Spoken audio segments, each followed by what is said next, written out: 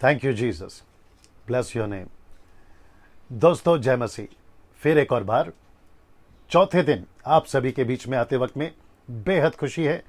परमेश्वर अद्भुत रीति से इन दिनों को चला रहा है। पहला दिन, दूसरा दिन और बीता दिन यानी कि यस्टरडे तीसरा दिन कंप्लीट किया और आज का चौथा दिन है। बड़ा उत्साहित हूँ, बहुत खुश हूँ कि जिस तरीके से प्रतिक्रिया रिस्पॉन्स आप लोग दे रहे हैं इस प्रकाशित वाक्य की पुस्तक के अध्ययन पर, मैं उसके लिए परमेश्वर का धन्यवाद देता हूँ। दोस्तों कुछ चीज़ें जल्दी से आपके बीच में रखना चाहूँगा। जो लोग जुड़ते हैं, अगर अभी लोग जो जुड़ जा रहे हैं, आप लोग जब जुड़ते हैं तो आप लोग कुछ चीज़ों का ध्यान रखें। कमेंट बॉक्स के ऊपर, क्योंकि कल कुछ बातें देखी हमने, इसलिए मैं आपको अभी बता रहा हूँ, और ये सिर्फ फेसबुक वालों के लिए, यूट्यूब वालों के लिए नहीं है। सो कमेंट बॉक्स पे जब कोई विरोधी लोग जो मसीह को नहीं जानते या फिर मसीह को जानने के बावजूद भी कुछ लोग अगर ऐसा नेगेटिव या कोई भी उल्टा सीधा कमेंट्स करते हैं, तो आप लोग जो व्यूवर्स हैं, आप लोग जो देखते हैं, उनके ऊपर ध्यान बिल्कुल ना दें, उनको इग्नोर करें। अगर आप उनके प्रतिक्रिया दोगे, रिस्पॉन्स दोगे उनके जो भी कमेंट्स पे, तो उनको ऐसा लगता है कि उनको बढ़ावा मिल गया और उसके चलते बाकी लोग जो देखते हैं उनको भी डिस्टर्ब होता है।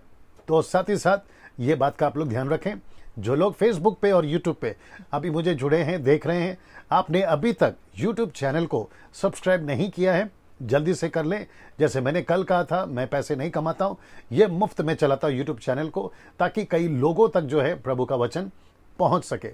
एक और चीज़ ऐड करना चाहूँगा इसके अंदर, फेसबुक पर मुझे काफ़ी रिक्वेस्ट आ रहे हैं, फ्रेंड रिक्वेस्ट, जो कि मैं उनको स्वीकार नहीं कर पाऊंगा। वो इसलिए क्योंकि फ्रेंड रिक्वेस्ट एक्सेप्ट करने का जो लिमिट है वो क्रॉस हो चुका है, जिसके चलते मैं आपको ऐड नहीं कर पाऊंगा। लेकिन दुख की बात नहीं है, आप उसके बावजूद मेरे मित्र बन सकते हो। आपको एक ही चीज़ करना है, डैनियल राज के पेज को लाइक करना है। मैं रिपीट करता हूं कि मेरा जो पेज है डैनियल राज पेज, उसको सिर्फ लाइक करना है। जो थंब व सिंबल होता है उसको प्रेस करना है और आप मेरे मित्र ऑटोमेटिकली बन जाओगे। तो उसका भी आप लोग जो है ध्यान रखें। चलिए दोस्तों, अभी कम से कम 200 का आंकड़ा क्रॉस हो चुका है। जो लोग जुड़े हैं, क्षमा करें, 400 का या 350 जो भी लोग जुड़े हैं, आप लोग सभी लोग जो हैं मुझे नीचे टाइप करके बता दें आवाज़ कैसी आ रही है, विजुअल आपको जो भी पीछे दिख रहा है वो कैसा दिख रहा है, ताकि उसके बाद जो है हम बात को आगे बढ़ा सकें। जी, साथ ही साथ ये भी बताइए आवाज़ कैसी आ रही, वॉल्यूम बढ़ा दीजिए जी। या दोस्तों आप लोग नीचे टाइप करके बता सकते हैं, आवाज़ चाहिए, नीचे आप लोग टाइप करके बता सकते हैं कैसा चल रहा है, क्या चल रहा है, सारी बातें, ताकि जो है हम आगे बढ़ सकें। आज जैसे मैंने कहा था जी, बहुत बहुत शुक्रिया, दैट्स इट ना। साथ ही साथ दोस्तों मैंने कल कहा था कि 7 दिन का स्टडी था, जिसको हमने 2 दिन और बढ़ा दिया। इसका मतलब अब ये 9 दिन का होगा। सो संडे को हम इसको समाप्त करेंगे।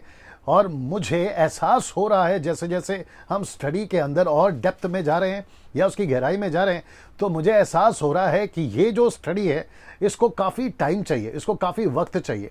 मैं समझता हूँ एक चैप्टर पे अगर मैं 2 घंटा भी बात करूं तो वो भी कम है, क्योंकि इतना मसाला या इतना जो क्या कहते हैं मटेरियल है इसके अंदर, एक एक लाइन पे अपना अपना एक मतलब है। सो मैं समझता हूं कि भविष्य में एक एक चैप्टर पर मैं वीडियो बनाऊंगा और आप लोग उसको आराम से तभी देख पाओगे। मैं बहुत जल्द करूंगा इसके ऊपर ना। दोस्तों प्रकाशित वाक्य की स्टडी मैं क्यों दे रहा हूं 3 दिन से, और आज का चौथा दिन मैं ऐसा क्यों कर रहा हूं? मकसद एक ही है कि सारी पुस्तक या सारे जो विषय हैं, सब्जेक्ट्स हैं, उसकी सबकी जानकारी हम तक हो और हम उसको समझ सकें, और हमको A to Z वचन क्या है, बाइबल क्या है, पत्री क्या है ना, यीशु ने क्यों प्रकाशित वाक्य दिया, उसके हिसाब से ये स्टडी आपको दी जा रही है।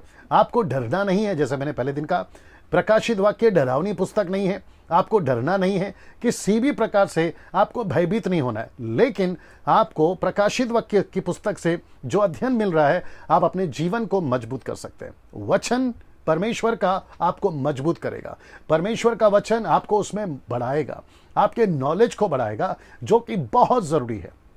जो संसारिक लोग हैं उनको ज्ञान बांटने के लिए, जो बाकी जो यीशु को नहीं मानते उन तक सच्ची शिक्षा, खरी शिक्षा उन तक पहुंचाने के लिए ये बहुत ज़रूरी है कि आपको बाइबल की हर एक पुस्तक की मालूमात हो। ये मकसद के साथ आपके बीच में मैं दे रहा हूं। चलिए यहाँ से मैं शुरू करना चाहूँगा दोस्तों। और यहाँ पे हमने कल समाप्त किया था, मैंने कहा था कि पृथ्वी के रहने वालों पर हाय हाय हाय, वो ऐसा भयानक दृश्य ऐसा क्या होगा, मेरी स्टडी स्टार्ट हो गई है, ऐसा भयानक दृश्य क्या होगा पृथ्वी पर, ऐसी घटना जो घटेगी वो कितना भयंकर होगा, इसको कल हमने देखा था। और आज नीचे मैं बताने पर हूं कि 9वां अध्याय, मैंने कल 8वां अध्याय पे समाप्त किया था और ये स्लाइड पे मैंने खत्म किया था।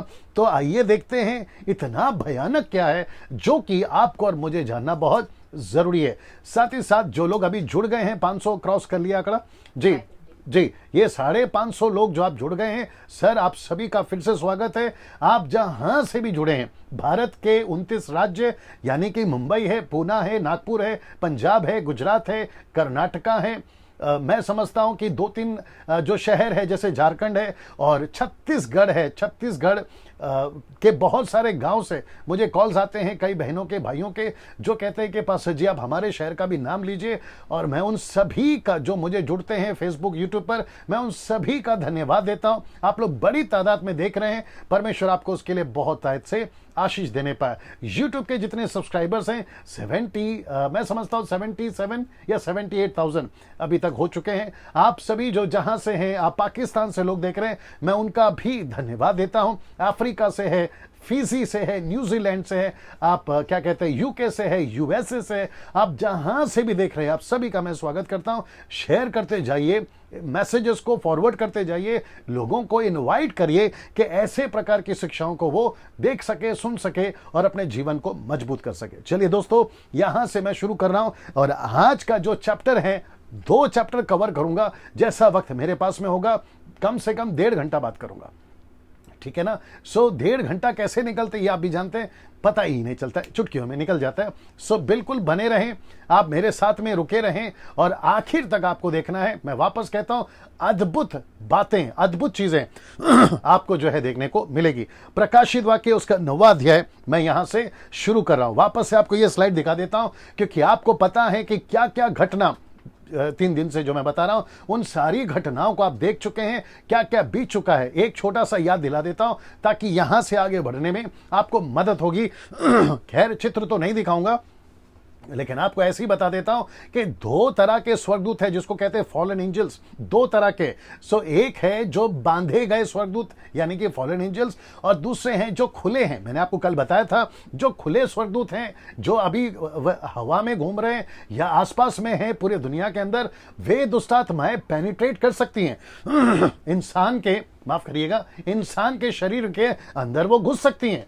जी, वो अंदर घुस सकती हैं, लेकिन यीशु मसीह ने हमें अधिकार दिया है, विश्वासियों को अधिकार दिया है, मरकुस का 16 का 16, 17, 18 में, कि हम यीशु के नाम से दुष्टात्मा को निकाल सकते हैं।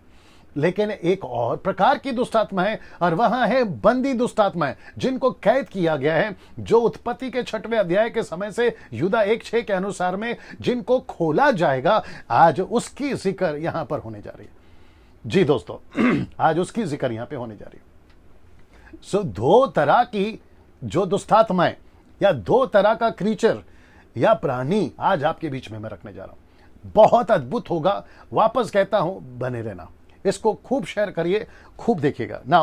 प्रकाशित वाक्य 9वां अध्याय यहां से शुरू कर रहा हूं।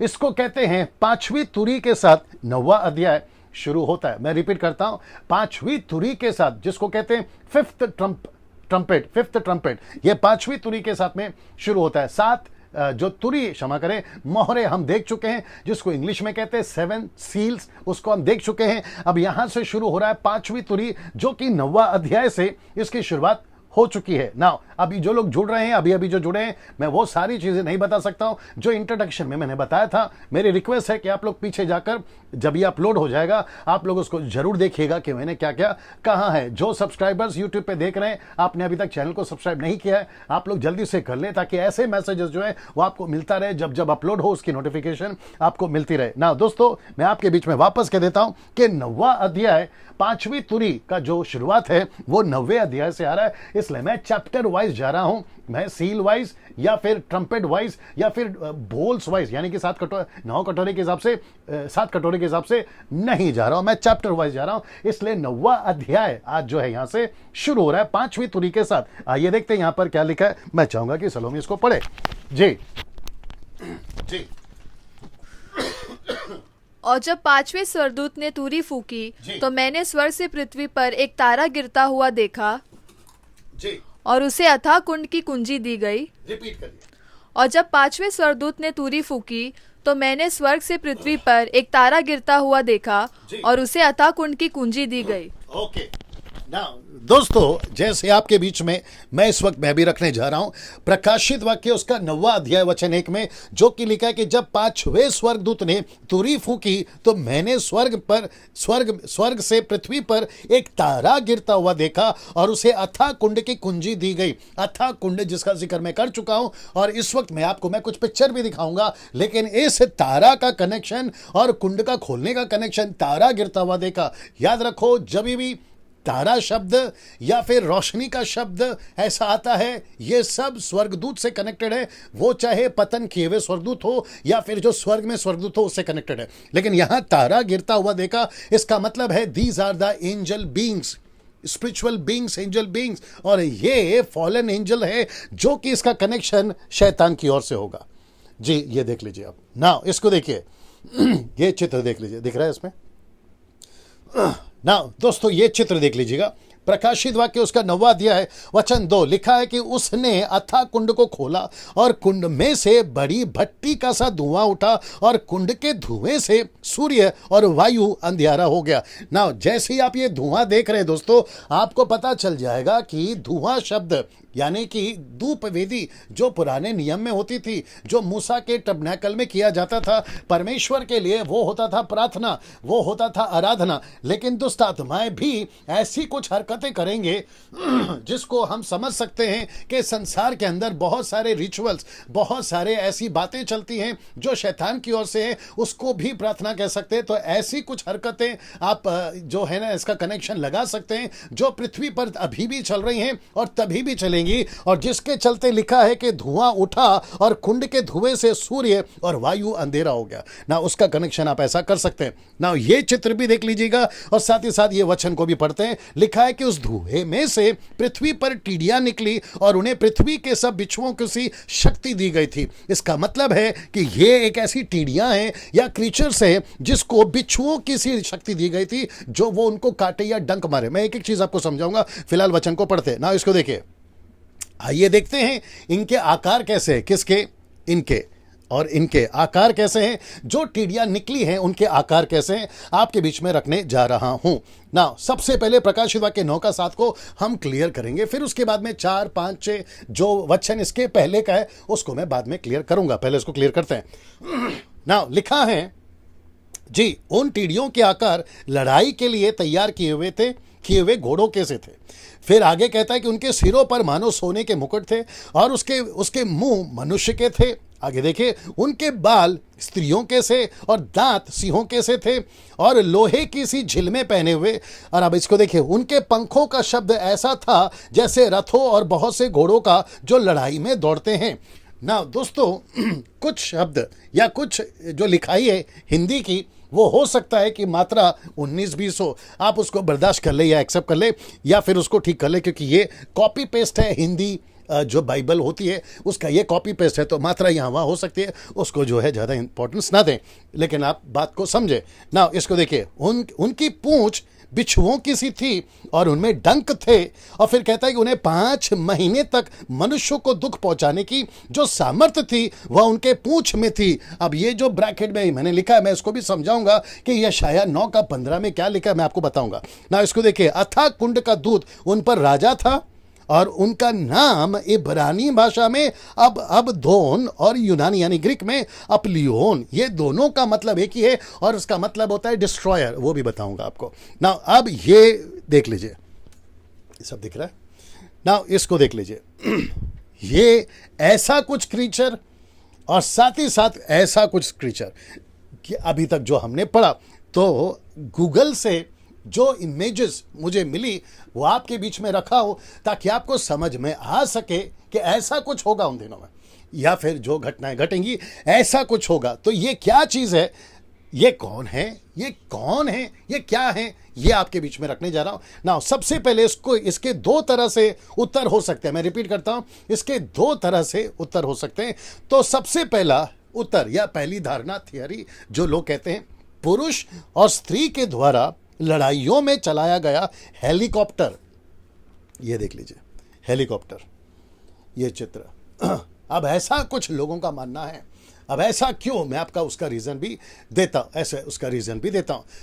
कुछ कहते हैं कि एंटी क्राइस्ट के दरमियान नेशंस, जो कि वर्ल्ड, पूरी वर्ल्ड वन गवर्नमेंट होगी, वन इकोनॉमिक गवर्नमेंट होगी, मतलब सबका पैसे का खाता एक होगा, और वन रिलीजन, मैं रिपीट करता हूं, one government, one economic government और वन रिलीजन होगा। तो उस वक्त में जब नेशंस लड़ाई के लिए परमेश्वर के लोगों के विरोध में, विशेष करके जो कि मैं आगे भी रखूंगा, और वो नेशंस है इजराइल का नेशंस, उसके विरोध में जब वो उठेंगे, तो ऐसे कोई वेपन्स या ऐसे कोई हथियार या ऐसे कोई लड़ाई के लिए, तो ये उसको दर्शाता है, जो कि आपको ये क्रीचर मैंने आपको अभी दिखाया, ये वाले, ये देख लीजिए, ऐसा कुछ है। अब क्या हम इसके ऊपर विश्वास करें? ऑफ कोर्स कर सकते हैं, नहीं करना है ये आपके ऊपर है। लेकिन मुझे दूसरा एक धारणा मिला, या दूसरी एक थ्योरी मिली जो बाइबल के अंदर है, आइए उसको भी देखते हैं। और हम दोनों को गलत नहीं बोल सकते, एक सही एक गलत है वो भी नहीं बोल सकते, ऐसा भी हो सकता है और ऐसा भी हो सकता है। लेकिन मेरा झुकाव पर्सनली, डैनियल राज का ज्यादा झुकाव दूसरे पर है। आइए देखते हैं वो क्या है, और मैं दोनों ऑप्शन आपके बीच में रख रहा हूं। ये रहा दूसरा ना, इसकी सिमिलैरिटी देख लीजिए, इस हेलीकॉप्टर की सिमिलैरिटी इसके साथ देख लीजिए, आपको एहसास हो जाएगा कि बहुत कुछ मिलता जुलता है, इसलिए मैंने कहा कि इसको भी रखते हैं ना। ये रहा दूसरा, ऐसे मनुष्य जो वाकई में इस तरह के दिखते हों। किस तरह के? इस तरह के, वाकई में इस तरह से मेरा मतलब है फिजिकल नहीं, मैं बात कर रहा हूं स्वाभाविक, मैं बात कर रहा हूं आचरण की, मैं बात कर रहा हूं रहन सहन की, मैं बात कर रहा हूं इनके हाव भाव की, मैं उसकी बात कर रहा हूं, ठीक है ना। ना इसको देखते हैं, ऐसा मनुष्य जो वाकई में इनकी तरह हो सकता है। तो आइए देखते हैं वो कहां पर लिखा है ना।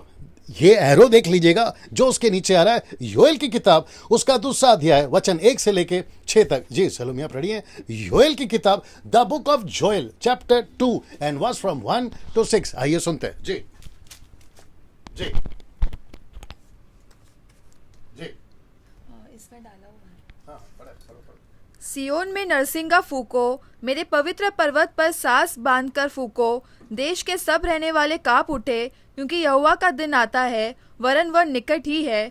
वह अंधकार और तिमिर का दिन है, वह बदली का दिन है और अंधियारे का सा फैलाता है।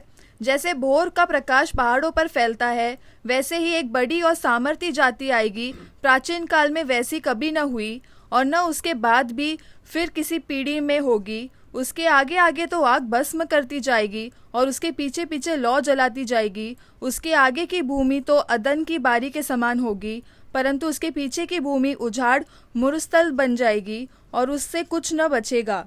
उनका रूप घोड़ों का सा है, और वे सवारी के घोड़ों के समान दौड़ते हैं। उनके कूदने का शब्द ऐसा होता है जैसा पहाड़ों की चोटियों पर रथों के चलने का, या खूंटी भस्म करती हुई लौ का, या जैसे पाती बंधे हुए बलि योद्धाओं का शब्द होता है। उनके सामने जाति जाति के लोग पीड़ित होते हैं, सबके मुख मलिन होते हैं।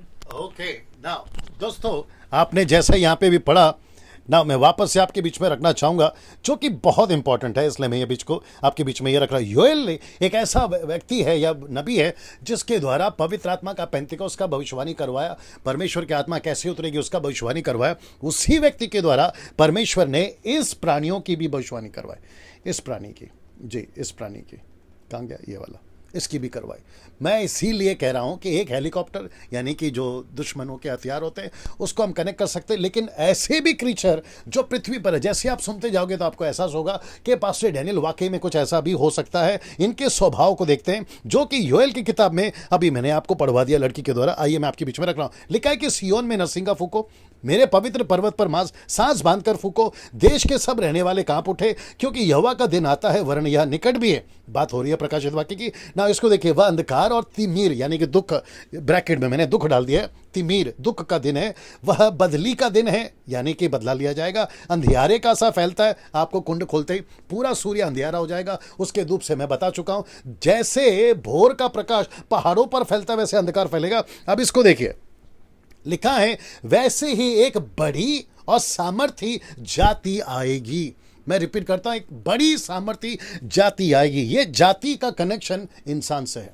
और याद रखिए कि जो दुष्ट आत्मा निकली है ना कुंड में से, आत्मिक बातें हैं, तो हम इसको फिजिकल में उतना नहीं जोड़ सकते। जैसे मैंने कहा कि हथियार होते हैं लड़ाई के, नेशंस के पास में अपने अपने वेपन्स हैं, टैंक्स हैं, हेलीकॉप्टर्स हैं, उनके पास में रॉकेट्स हैं, मिसाइल्स हैं, हम उसके साथ में कंपेयर नहीं कर सकते उतना जितना कि हम आत्मिक से उसको रिलेट कर सकते हैं। इसलिए मैं कह रहा हूं कि मेरा पर्सनली झुकाव इस दूसरे पॉइंट के ऊपर ज्यादा है, इसलिए मैं ये आपको बता रहा हूं, जो कि कहता है कि एक ऐसी जाति आएगी, ये देखिए एक ऐसा नेशन आएगा, एक ऐसी जाति आएगी जो कि बड़ी सामर्थ्य और पराक्रमी होगी। आइए उसको देखते हैं। उसके आगे आगे तो आग भस्म करती जाएगी, फिर लिखता है कि उसके पीछे पीछे लौ जलती जाएगी, और फिर कहता है कि आगे की भूमि तो एदेन की बारी, अदन का बगीचा आ गया। उसके मतलब अच्छा लगेंगे वो लोग, बड़े खूबसूरत लगेंगे वो लोग, लेकिन उसके समान होगी। परंतु उसके पीछे की भूमि किसके समान है? उजाड़ उजाड़ मरुस्थल बन जाएगी, उससे कुछ ना बचेगा। ऐसे कार्य करेंगे, उनका रूप घोड़ों का सा होगा, वो भी बताऊंगा एक एक चीज। और वे सवारी के घोड़े की नए दौड़ते हैं। प्राचीन काल में वैसे कभी नहीं हुआ, और ना उसके बाद भी फिर किसी पीढ़ी में होगा। तो इसका मतलब है कि ये वन टाइम एक्ट है जो अंत के दिनों में होगा। तो इसलिए लिखा है कि प्राचीन काल में वैसे कभी नहीं हुई और ना उसके बाद में कभी होगा। तो इसका मतलब है दोस्तों कि इसको समझना बहुत जरूरी है। ये कौन सा क्रीचर है जिसको मैंने चित्र आपको दिखाया 9वें अध्याय का पहला दूसरा वचन में, जो कि जैसे ही कुंड खोला जाएगा, ऐसी स्पिरिट्स, बड़े ध्यान से सुनना, ऐसे स्पिरिट्स, ऐसी आत्माएं पृथ्वी पर आएंगी। ये उनका, ये सब सिंबॉलिक है, ये सब पिक्चर है, जो आपको समझना बहुत जरूरी है। आपको समझना बहुत जरूरी है। अब इसका कनेक्शन मैं करने जा रहा हूं, इसलिए ध्यान से। कितने लोग देख रहे हैं? ओके, कम से कम 1100 लोग जो जुड़े। मैं रिक्वेस्ट करता हूं सर, बिल्कुल फोन को ऑफ नहीं करना, आप बिल्कुल इसको छोड़कर नहीं जाना।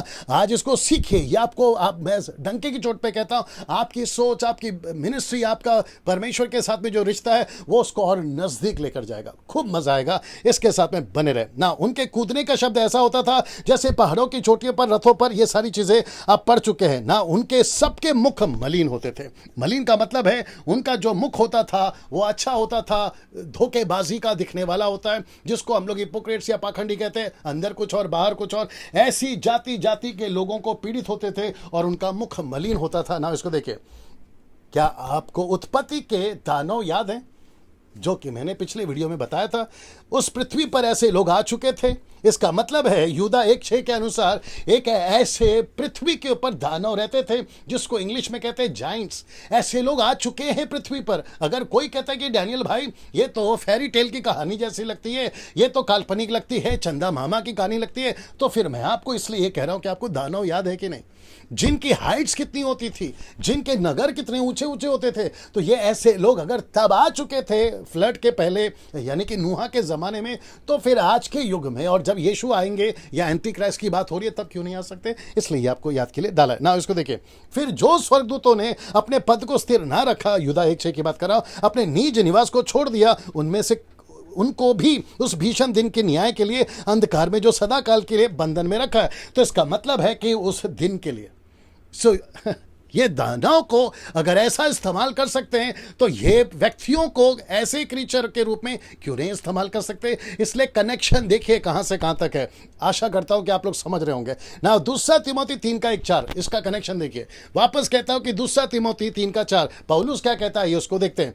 पर यह जान रख कि अंत के दिनों में कठिन समय आएंगे, क्योंकि मनुष्य आप स्वार्थी, लोभी, ढींगमार, अभिमानी, निंदक, माता पिता के आगे ठालने वाले, कृतज्ञ, अपवित्र, दया रहित, क्षमा रहित, दोष लगाने वाले, असंयमी, ढीठ, ये देखिए ढीठ, घमंडी, ये सारे लोग आएंगे। लेकिन कब आएंगे? लिखा है कि यह अंत के दिनों में। पहला ऊपर शब्द देख लीजिए, अंतिम दिनों में कठिन समय। मुझे नहीं पता कि इस वचन को आपने पहले कैसे पढ़ा या कौन से एंगल से पढ़ा। आज आपको ये क्रीचर के एंगल में पढ़ना पड़ेगा इस वचन को। सो इसका मतलब है कि मुंबई के अंदर, भारत के अंदर, अमेरिका के अंदर, यूरोप के अंदर, अफ्रीका के कंट्री के अंदर ऐसे कोई क्रीचर्स मनुष्य के रूप में, मनुष्य की हरकतों के रूप में ऐसी चीजें आपको दिखाई देगी। आगे जब आप सुनोगे आप अच्छे से कनेक्ट कर पाओगे। प्रकाशित वाक्य 9:9 अध्याय का 7 का वचन का खुलासा आपके बीच में रखने जा रहा हूं। चैप्टर 9:7 का खुलासा। ये देखते क्या लिखा है। तो सबसे पहले लिखा है कि लड़ाई के लिए तैयार किए हुए घोड़ों को से थे। तो लड़ाई के घोड़े, आइए देखते क्या बताता है। भजन संहिता, बड़े ध्यान से देखिएगा, भजन संहिता, टिश्यू से दे दीजिए। भजन संहिता 20वां अध्याय वचन 7, किसी को रथों का और किसी को घोड़ों का भरोसा है, परंतु हम तो अपने परमेश्वर यहोवा ही का नाम लेंगे। मैं रिपीट करता हूं, किसी को रथों का और किसी को घोड़ों का भरोसा है। ये देख लीजिए। इसका मतलब है, बड़े ध्यान से सुनिए, कनेक्ट कर रहा हूं। इसका मतलब है यहां जिसको लिखा है ना, मनुष्य घोड़ों पर भरोसा है, रथों पर भरोसा है। इसका मतलब क्या है? जैसे घोड़े, नेचुरल घोड़े, हॉर्सेस, उनको चलाने वाले, रथों को चलाने वाले मनुष्य का कनेक्शन कर रहा है, तो ऐसे जैसे उनको भरोसा है, कहते हैं कि हमको तो परमेश्वर पर भरोसा है। चित्र देख लीजिएगा, ये रहा चित्र, ये देख लीजिए, ये दिख रहा है उसमें ना। दोस्तों, आपको समझना बहुत जरूरी है।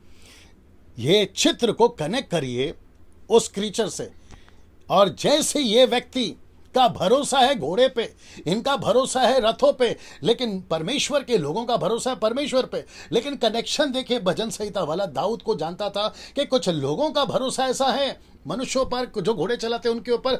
कनेक्शन देखिए, लड़ाई के तैयार किए हुए घोड़ों के से थे, तो इसका मतलब है कि इनका भरोसा ऐसे चीजों पर, परमेश्वर पर नहीं होगा, मनुष्यों पर होगा, जिनको घोड़े से कनेक्ट किया गया ना। इसको देखिए, उन दिनों के सवारों पर मानो सोने के मुकुट थे, जो घोड़े पे सवार थे। उन दूतों के मुकुट क्या दर्शाता है? अधिकार को दर्शाता है, गोल्ड को दर्शाता है, धनवान व्यक्ति को दर्शाता है। तो इसका मतलब है कि ऐसे युग अभी भी हैं, तभी भी होंगे, जिनके पास में पैसा बहुत होगा, जिनके पास में धन बहुत होगा, और उनका जो ध्यान है वो परमेश्वर पर कम, पैसे पर ज्यादा होगा। जो कि यीशु ने भी कहा है कि एक व्यक्ति दो स्वामी की सेवा नहीं कर सकता, या तो धन पर या तो परमेश्वर पर। जितने व्यूवर्स अभी देख रहे हैं यूट्यूब, फेसबुक पर, इसलिए बार बार कहता हूं कि ऐसा भी धनवान मत बनो कि तुमको नरक जाना पड़े। ऐसा धन के पीछे मत भागो कि तुमको यीशु से दूर होना पड़े। पौलुस कहता है 1 तीमुथी 6वां अध्याय वचन 7-8 में, वो कहता है जितना आपके पास में पैसा है उतना काफी है, उतना काफ़ी है। आजकल कई तरीके के प्रचार हो रहे हैं कि आपको पैसा मिल जाएगा, आपका पैसा डबल हो जाएगा। मैं कहता हूं कि ऐसे बकवास पे विश्वास मत करिए। परमेश्वर को बेहतर पता है कि आपको कितना पैसा चाहिए। पैसा डुबा सकता है, ये बात को ध्यान रखिए ना। दूसरा, उसके मुंह मनुष्य के थे। जो क्रीचर है ना, उनके जो मुंह है वो मनुष्य के। आइए देखते हैं इसका मतलब क्या है। ऐसे मनुष्य होंगे जो खुद पर राज्य करेंगे। ऐसे मनुष्य होंगे जो खुद पर राज्य करेंगे। इसका मतलब क्या है? उनका जो घोड़ा है, उनका जो स्पीड है, उनकी जो स्वभाव है, यह दर्शाता है। इसलिए पौलुस ने कहा ना, मनुष्य आप स्वार्थी, इंग्लिश शब्द है सेल्फ लवर्स, तो खुद पर राज करेंगे। ऐसे मनुष्य आएंगे जो किसी की नहीं सुनेंगे, परमेश्वर की भी नहीं सुनेंगे। मैं आगे कनेक्ट करूंगा तो आपको और भी समझ में आएगा। तो ऐसे मनुष्य हैं, मुंह मनुष्य का मतलब है ये खुद पर राज करेंगे, किसी के नहीं सुनेंगे। और आपको मैंने बताया ढीठ हो गए। आजकल कितने लोग चर्च में ढीठ हो गए, सुनते नहीं है, अधीन नहीं रहते हैं, बातों को नहीं समझते, परमेश्वर के अधीन नहीं रहते हैं। ये उसको दर्शाता है ना। इसको देखिए, पद 9 का 8 में क्या लिखा देखिए, लिखता है कि बाल स्त्रियों के से थे और दांत सिंह के समान थे। ये बहुत पावरफुल है दोस्तों। वापस कहता हूं कि जो क्रीचर है ना, उनको जो बाल दिए गए थे ना, वो स्त्री की तरह थे, like a lady, hair was like a lady. उनको बाल दिए गए थे स्त्री की तरह, लेकिन दांत जो थे वो शेर की तरह थे। अब इसका कनेक्शन क्या है? इसका कनेक्शन दिखाता हूं आपको। इसका कनेक्शन है ये, 1 पत्रस 5वां अध्याय वचन 8, सचेत हो, जागते रहो, क्योंकि तुम्हारा विरोधी शैतान गरजने वाले सिंह की नाई इस खोज में रहता है कि किसको फाड़ खाए। तो इसका मतलब है कि शैतान डायरेक्ट नहीं आएगा, वो फाड़ने वाले शेर की समान वो डायरेक्ट नहीं आएगा। वो किसको भेजेगा? पुरुष के लिए स्त्री को भेजेगा और स्त्री के लिए पुरुष को भेजेगा। See that? तो इसका मतलब है बाल स्त्रियों के क्यों? बाल स्त्रियों के जैसे क्यों? अब इसको देखो, नीचे देखिए, शैतान कईयों को स्त्रियों के द्वारा फंसाएगा। इसलिए तो लिखा है कि सचेत रहो। तो बाल जो हैं स्त्रियों की तरह, किसको? क्रीचर को। लेकिन बाल क्यों और सिंह की तरह दांत क्यों? यह बताता है कि शैतान, बड़े ध्यान से सुनना, शैतान चर्च में, बाहर सेकुलर में, स्पिरिचुअल में, हॉलीवुड, बॉलीवुड, टॉलीवुड या फिर नेता अभिनेता कईयों को फंसाएगा। मनुष्यों को शैतान फंसाएगा औरतों के द्वारा। Wow, can you believe this? इसका मतलब है ये क्रीचर्स जो पृथ्वी पर आएंगे, ये वो इवल स्पिरिट्स हैं, ये वो दुष्ट आत्माएं हैं जो मनुष्य को इस लेवल पर लेकर जाएंगे। आज कितने किस्से हम सुनते हैं, घर घर के कितने किस्से सुनते हैं। आजकल के जो टीवी सीरियल्स है वो वैसे ही तो बन रहे हैं, वो वैसे ही तो बन रहे हैं।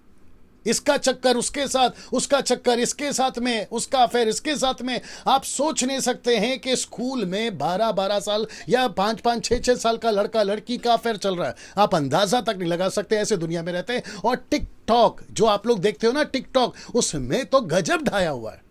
वो देखिए, आपको पता चल जाएगा। फेसबुक के ऊपर डाल देते हैं कितने सारे लड़का लड़की, आप लोग देखे भी होंगे कि किस लेवल पर ये जो पहला पत्र 5 काट का काम चल रहा है। औरत की तरह बाल और सिंह की तरह दांत, कनेक्शन देखिए। और यीशु के क्षमा करे, पतरस कहता है कि सचेत रहो, सावधान रहो, कहीं वो तुमको फाड़ कर खा ना ले, निगल ना जाए। तो इसका मतलब क्या है कि ऐसी चीजें आएंगी। और चर्च के अंदर भी ये चल रहा है। चर्च के अंदर वर्शिप लीडर का अफेयर, उसके साथ में क्वायर के मेंबरों का चक्कर, वर्शिप लीडर के साथ में आपके पास्टर, आपके चर्च के मेंबर, ये सारी चीजें बताती है कि शैतान अंत के दिनों में औरत के द्वारा कईयों को फंसाएगा। Can you believe this? ये सब आपके बाइबल के अंदर है। वक्त की कमी है दोस्तों, नहीं तो मैं और सारी बातें कर सकता था, क्योंकि बहुत सारी बातें करनी है। पद 9 क्या कहता है? 9 का 9 क्या कहता है? और वे लोहे की सी झिलमें पहने थे और उनकी पंखों का शब्द ऐसा था जैसे रथों और बहुत से घोड़ों का जो लड़ाई में दौड़ते हो। ये क्या दर्शाता है? लोहे की झिलम, आइए बताते हैं। ऐसे मनुष्य जिनका मन पत्थर का हो गया।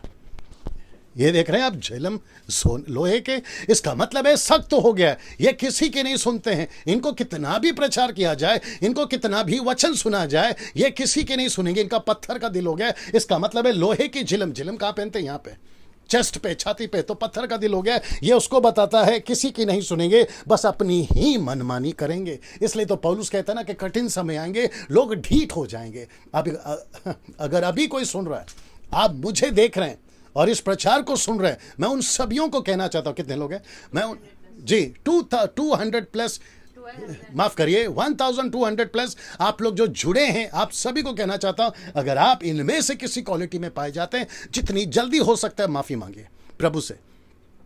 जितनी जल्दी हो सकता है माफी मांगिए, जितनी जल्दी हो सकता है प्रभु के पास में आइए, लौट कर आइए, रिपेंट करिए और प्रभु से कहिए कि प्रभु, हम अपनी मनमानी नहीं करना चाहते, हम यीशु के वचन के अनुसार जीवन जीना चाहते हैं ना। इसको देखिए, पद 9 क्या कहता है? 9 का 9 क्या कहता है? उनके पंखों का शब्द जैसे घोड़े लड़ाई में दौड़ते हो। जैसे पंख कैसे हैं? जैसे घोड़े दौड़ते हो। अब इसका कनेक्शन देखो कहां कर रहा हूं, बड़े ध्यान से देखिएगा। लिखता है कि यह दर्शाता है उनके कार्य बहुत जोरों से पृथ्वी पर चलेंगे। मतलब घोड़े, उनके पंख कैसे दौड़ रहे हैं? जोरों से। घोड़े कैसे दौड़ रहे हैं? बड़ी स्पीड से, बड़ी तेजी से। तो यह दर्शाता है कि इनकी सबकी बुराई की एक्टिविटीज, शैतान की एक्टिविटीज, महिलाओं को पुरुषों के प्रति, पुरुषों को महिलाओं के प्रति, क्या ऐड करूं मैं, वक्त की कमी है। लेस्बिन, गे, न जाने कितने सारे जो गलत पे शादियां चल रही हैं। यीशु ने भी कहा कि अंत के दिनों में वैसा होगा जैसे नूह के दिनों में, सदोम और गमोरा के दिनों में। ऐसे वक्त पर यह घोड़ा बहुत तेजी से दौड़ेगा। Can you believe this? ये घोड़ा बहुत तेजी से दौड़ेगा। ये घोड़ा आपके मोबाइल पे दौड़ता है सर, ये घोड़ा आपके लैपटॉप पे दौड़ता है, ये घोड़ा आपके पीसी पे दौड़ता है, ये घोड़ा आपके चर्च पे दौड़ता है, ये घोड़ा आपके बॉलीवुड, हॉलीवुड, टॉलीवुड पे दौड़ता है। आप सोच नहीं सकते आजकल के पिक्चर के गाने कैसे बन रहे हैं, आजकल के पिक्चर कैसे बन रहे हैं। पहले एक हीरो होता था, एक हीरोइन होती थी, एक विलन होता था। आजकल क्या चल रहा है पता है? विलन तो जा चुका है, 2 हीरो 1 हीरोइन होती है, या तो 1 हीरो 2 हीरोइन होती हैं। अब आप सोच के देखिए कि कितनी तेजी से दौड़ रहा है। यह सबका कनेक्शन आज के युग से और आने वाले युग से होने जा रहा है। ये बात को आपको समझना होगा। परमेश्वर का धन्यवाद हो कि इस लॉकडाउन के चलते आप घर पर बैठे इन चीजों को सीख पा रहे हैं। नहीं तो मैं समझता हूं कि यह घोड़ा इतना मजबूत है कि यह आपको सुनने तक नहीं देगा। इसलिए तो पौलुस कहता है ना, ऐसा दिन आएंगे जहां मनुष्य परमेश्वर के वचन को नहीं सुनेगा, अपने मर्जी के मुताबिक कानों की खुजली के चलते प्रचारकों को बटोर लेंगे। अब ऐसा प्रचार कौन सुनेगा? आदि हो गए हैं ना। आशीष कब मिलेगी? उन्नति कब मिलेगी? वीजा अमेरिका का, ऑस्ट्रेलिया का कब मिलेगा? हम कब पैसे वाले बन जाएंगे? तेल पानी रुमाल का चक्कर है। अब आप बताइए, ये सारी चीजें वचन कहता है बड़ी तेजी से दौड़ेंगे। अब देखिए ये दौड़ते हुए किसको बढ़ावा देंगे? ये शब्द पढ़ लीजिए, लस्ट को बहुत बढ़ावा देंगे। ये शब्द लस्ट का मतलब आप समझ गए होंगे।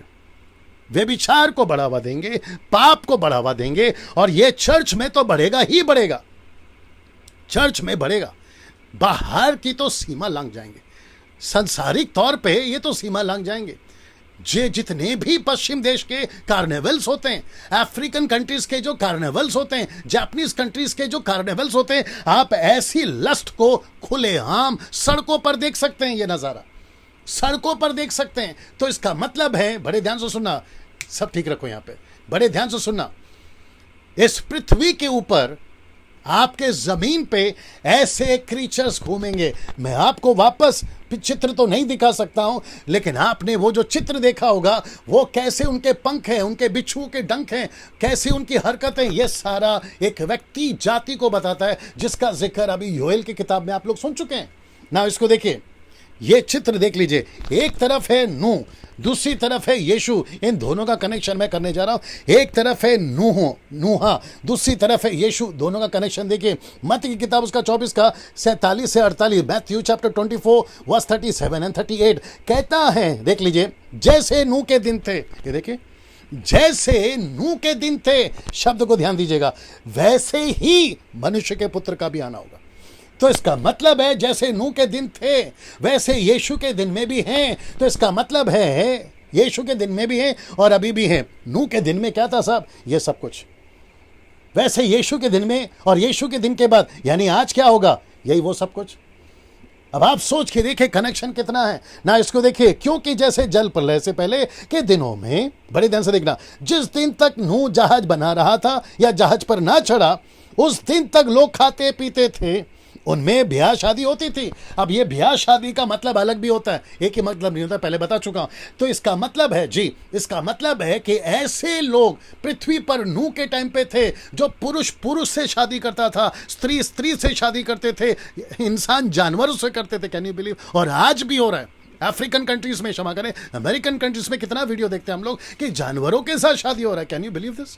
इसका मतलब है कि नूह के टाइम पे जो होता था, यीशु ने कहा है कि अंत के दिनों में होगा। चर्च, बड़े ध्यान से सुनना, आप बैप्टिस्ट हैं, पेंटिकॉस्टल हैं, कैरिस्मेटिक हैं, न्यू लाइफ हैं, आप जो भी चर्च के लोग हैं, इंडिपेंडेंट हैं या फिर आप नेशनल इंटरनेशनल हैं, सर ऐसे दिन में आप जी रहे हैं, ऐसे दिनों में आप जी रहे हैं। तो इसका मतलब है, बड़े ध्यान से समझना, इसका मतलब है कितना सावधान रहना है हमको इस दुनिया में जीते वक्त। अब आप ये सोचिए कितना सावधान रहना है। इसका मतलब है कि इस पृथ्वी पे जब हम जीते हैं, बाहर जाते हैं, सेकुलर दुनिया में काम करते हैं, ऑफिस में, कॉलेजेस में, स्कूल्स में, जब हम बिजनेस में काम पे जाते हैं, इंटरनेशनल ट्रिप में जाते हैं, मॉल्स में शॉपिंग के लिए जाते हैं, रेस्टोरेंट्स में खाना खाने जाते हैं, ऐसी सारी चीजें आपको बाहर दिखाई देगी। तो सोच के देखो, आपकी आंखों को आपको कितना गाइड करना पड़ता होगा, अपने दिमाग को कितना गाइड करना पड़ेगा, क्योंकि ऐसे क्रीचर्स पृथ्वी पर अगर तब छोड़ दिए जाएंगे, ऐसी हालत इससे भयंकर होगी। आज की तुलना करो तब कितना बढ़ेगा, क्योंकि आज तो वैसे ही बढ़ा हुआ है। अब आप सोच के देखिए ना, इसको देखिए, मत्ती का 24 का 21 में क्या कहता है? क्योंकि उस समय ऐसा भारी क्लेश होगा जैसा जगत के आरंभ में से ना अब तक हुआ और ना कभी होगा। ये यीशु के शब्द है। ऐसा भयंकर दिन आएगा ना। इसको देखिए, अब खुलासा करता हूं प्रकाशित वाक्य 9वां अध्याय का 4 और 6 तक में, क्योंकि मैं 7वें पर लेकर गया था कि क्रीचर्स कैसे होते हैं। अब मैं आपको बताने जा रहा हूं कि 4वां पद से लेकर 6वें पद तक में क्या हुआ है, वो भी देख लीजिए ना। लिखा है कि उनमें और उनसे कहा गया कि ना पृथ्वी की घास को, किसको? क्रीचर्स को, पृथ्वी की घास को, ना किसी हरियाली को, ना किसी पेड़ को हानि पहुंचाओ, केवल उन मनुष्यों को जिनके माथे पे परमेश्वर की मोहर नहीं है। तो इसका मतलब है कि उन मनुष्यों को हानि पहुंचाओ जिनके माथे पे परमेश्वर की मोहर नहीं। ये लोग कौन है? मैंने आपको बताया था पहला दिन या दूसरा दिन, 1,44,000 जिन पर परमेश्वर की मोहर है। वो लोग जो पृथ्वी पर छूट जाएंगे, जिनको परमेश्वर ने रखा है, ऐसे यहूदी लोग इजरायली के नेशन को बचाने के लिए, उनको हानि नहीं करना। ये अच्छी बात है, क्योंकि 11वां अध्याय मैं इसे कनेक्ट करूंगा, 10वां अध्याय, इसके बाद वाला अध्याय को मैं कनेक्ट करूंगा, इसी के साथ कनेक्ट करूंगा। तो इसका मतलब है कि 9वें अध्याय में ये क्रीचर्स को कहा गया है, बड़े ध्यान से सुनिएगा, परमेश्वर के दासों पे जिन पे मोहर लगी है, उनको हानि नहीं करना। इसका मतलब क्या है? आप अगर सुरक्षित रहोगे, यीशु के दायरे में रहोगे, यीशु से जुड़े रहोगे, ये क्रीचर्स आपकी हानि नहीं कर सकते। Can you believe this?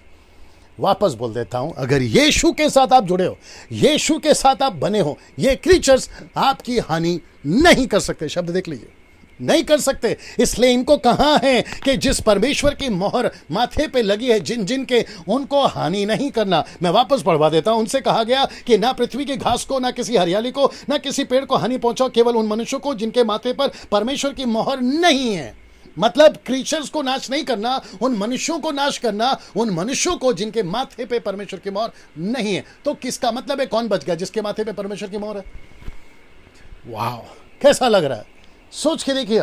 आप सुरक्षित तभी रहोगे जब आप यीशु के दायरे में। आप सुरक्षित तभी रहोगे जब आपके अंदर वचन है। इसलिए तो यीशु ने कहा है ना, जो मेरे साथ में है वो मेरे पक्ष में है, वो बिथरता नहीं है, वो बिगड़ता नहीं है। मेरे अंदर रहो, मुझ में बने रहो। यही तो कहा यीशु मसीह ने योना का 7वां अध्याय वचन 14-15 में। हम यीशु के साथ में बने रहे। यीशु में जितने बने रहेंगे हम उतना सुरक्षित रहेंगे ना। इसको देखिए, और उन्हें मार डालने का तो नहीं। किसको? जो जिसके माथे पे परमेश्वर की मोहर है उसकी बात नहीं कर रहा हूं। जिसके माथे पे परमेश्वर की मोहर नहीं है उन मनुष्यों की बात कर रहा हूं। वो कहता है कि उन्हें मार डालने का तो नहीं। शब्द को ध्यान दीजिएगा, लिखा है पर 5 महीने तक उनको पीड़ा देने का अधिकार दिया गया। उनकी पीड़ा ऐसी थी जैसे बिच्छू के डंक मारने से। बिच्छू का डंक, पूंछ मैं बताऊंगा, मारने से मनुष्य को होती है। उन दिनों मनुष्य मृत्यु को ढूंढेंगे और ना पाएंगे, मरने की लालसा करेंगे और मृत्यु उनसे भागेगी। इसका मतलब क्या है कि उनको 5 महीने तक। अब ये 5 का चक्कर क्या आप सभी जानते हैं। परमेश्वर 6 लेके चलता है, लूसीफर 5 लेके चलता है। आपको पता है वो 6 लेके चल ही नहीं सकता, क्योंकि वो परफेक्ट कभी हो ही नहीं सकता, वो सिद्ध कभी हो ही नहीं सकता। उसको परमेश्वर वो आंकड़ा दे ही नहीं सकता। वो हर काम उसका उल्टा है। इसलिए 5 का आंकड़ा यहाँ पर हमें बताता है। कोई और लॉजिक होगा तो फिर कभी बताऊंगा ना। इसको देखिए, 5 महीने तक उनको दुख देने का, तकलीफ देने का हक है, लेकिन मौत नहीं आएगी। मौत नहीं आएगी। आइए देखते क्या लिखा है। इसको देख लीजिए, ये चित्र देख लीजिए ना। प्रकाशित वाक्य 9:11, अथाह कुंड का दूत। सब ठीक था पीछे? जी जी, ऐसा अथाह कुंड का दूत। अब ऐसा चित्र देखकर डरना नहीं। ये सिर्फ इमेज है, ये सिर्फ पिक्चर है। आपको डरने की जरूरत नहीं है। ये सिर्फ पिक्चर है, प्रभु आपके अंदर है ना। इसको देखिए, प्रकाशित वाक्य 9:11, अथाह कुंड का दूत उन पर राजा था। उसका नाम इब्रानी में अबदोन और यूनानी में अपलियोन, जिसका अर्थ है, ये देख लीजिए, जिसका अर्थ है डिस्ट्रॉयर। और यूहन्ना 10:10 क्या कहता है?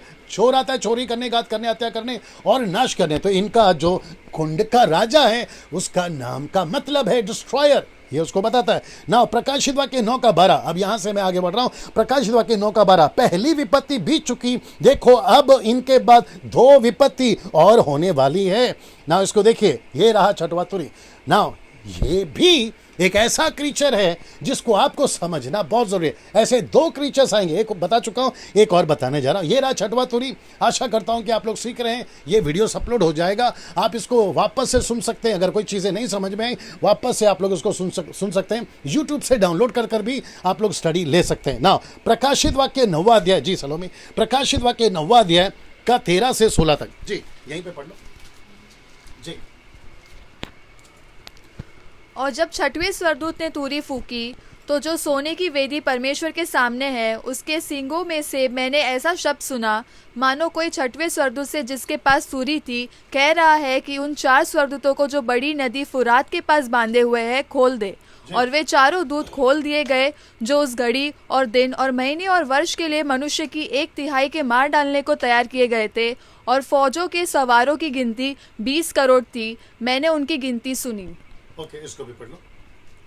और मुझे इस दर्शन में घोड़े और उनके ऐसे सवार दिखाई दिए जिनकी जिल में आग और धूम्रकांत और गंधक की सी थी। और उन घोड़ों के सिर सियों के सिरों के से थे, और उनके मुंह से आग और धुआं और गंधक निकलती थी। इन तीनों मरियों अर्थात आग और धुएं और गंधक से जो उसके मुंह से निकलती थी, मनुष्य की 1/3 मार डाली गई, क्योंकि उन घोड़ों की सामत उनके मुंह और उनकी पूँछों में थी, इसलिए कि उनके पूँछें सांपों के सी थी और उन पूँछों के सिर भी थे, और इन्हीं से वे पीड़ा पहुंचाते थे। ओके ना दोस्तों, वापस आता हूं, मेरे साथ में बने रहे ना। अभी कितने लोग देख रहे हैं? ओके, आप लोग जो भी देख रहे हैं बने रहें, जुड़े रहें, आकर जाना नहीं। आपने देखा, थोड़ा सा सुना, फिर आप चले गए। अगर आपका कोई जेन्युइन रीज़न है छोड़कर जाने का तो वो अलग बात है, लेकिन अगर आप बने रह सकते हैं तो प्लीज़ बने रहे। मेरे जितने दोस्त हैं, मेरे जितने मित्र हैं, शत्रु हैं, सभी देखते रहे, आपको खूब मज़ा आएगा ना। वापस आता हूँ कि 6वें स्वर्गदूत ने तुरी फूकी तो उसको कुछ ऐसा दिखा जिसकी गिनती 20 करोड़ है। ये वचन मैं आपको पढ़वा चुका हूं, मैं इसके ऊपर नहीं जाऊंगा, ये भी आप देख चुके हैं उनका कैसा है। तो एक एक शब्द, एक एक लाइन का खुलासा मैं इस वक्त में करने जा रहा हूं। लेकिन सबसे पहले वो ऐसा दिखेगा, पहला चित्र देख लीजिए, वो सबसे पहले ऐसा दिखेगा। वापस घोड़ा आ गया। घोड़ा का मतलब है स्पीड, घोड़े का मतलब है विजय। दो तरह का स्पीड होता है, अच्छा बुरा, दो तरह का विजय होता है, अच्छा बुरा। लेकिन इसका दृश्य देखिए, ऐसा लिखा है कि इसका मुंह जो है सिंह की तरह है, इसके मुंह से 3 चीजें निकलती है। मैंने कलर भी रखा है, आप लोग देख लीजिएगा। लेकिन इसका पूंछ देखिए, पूंछ में सांप का मुंह है और ये यहीं से लोगों को तकलीफ देगा। पूंछ में सांप का मुंह है। अब आप कनेक्शन देखिएगा, जब आप देखेंगे तो पता चलेगा। ये चित्र आप देख लीजिए, फिर आपको आगे मैं समझा पाऊंगा। जी, नाउ सबसे पहला, ये जहां से निकला है, मैं आपको वो भी बता देता हूं। ये जहां से निकला है वो जगह का नाम देख लीजिए। लिखा है कि जब छठवें स्वर्गदूत ने तुरी फूकी तो जो सोने के वेदी परमेश्वर के सामने, उसके सिंगों में से मैंने ऐसा शब्द सुना मानो कोई छठवें स्वर्गदूत से जिसके पास तुरी थी। कहां गया वो फरात?